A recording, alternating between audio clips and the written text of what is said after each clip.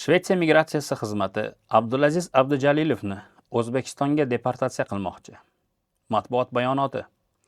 Hizbut Tahrir O'zbekiston matbuot bo'limi rahbarining Shvetsiyada istiqomat qiluvchi Abdulaziz Abdujalilovni hibsga olinishi bo'yicha bayonoti. 2025-yil 30-oktyabrda Hizbut Tahrir a'zosi va O'zbekiston fuqarosi Abdulaziz Abdujalilov Stokgolm migratsiya xizmati tarafidan hibsga olindi. Bizga ma'lum bo'lishicha, deportatsiya xizmati Abdulazizni O'zbekistonga deport qilishlikni qaror qilgan.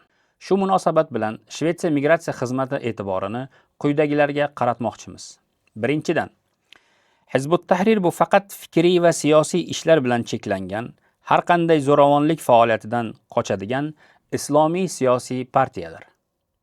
Ikkinchidan, O'zbekistonda Hizbut Tahrir faoliyatini taqiqlash va partiya a'zolarini ta'qib qilish sof siyosiy xususiyatga ega.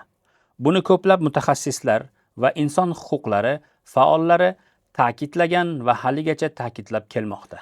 Uchinchidan, O'zbekistonda yillar davomida minglab yigitlarimiz sudlangan va yuzlab odamlar qiynoqqa solingan holda o'ldirilgan. Ko'pchilik hali ham qamoqda qolmoqda. Bu yil ham bir necha yigitlarimiz sudlangan va uzoq muddatli qamoq jazosiga hukm qilingan. To'rtinchidan, Abdulazizni O'zbekistonga deportatsiya qilish va uni hech bo'lmaganda qiynoqqa solish va qamoq jazosiga hukm qilish bilan barobardir.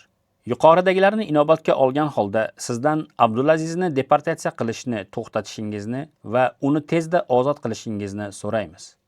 Hizbut Tahrir O'zbekiston matbuot bo'limi.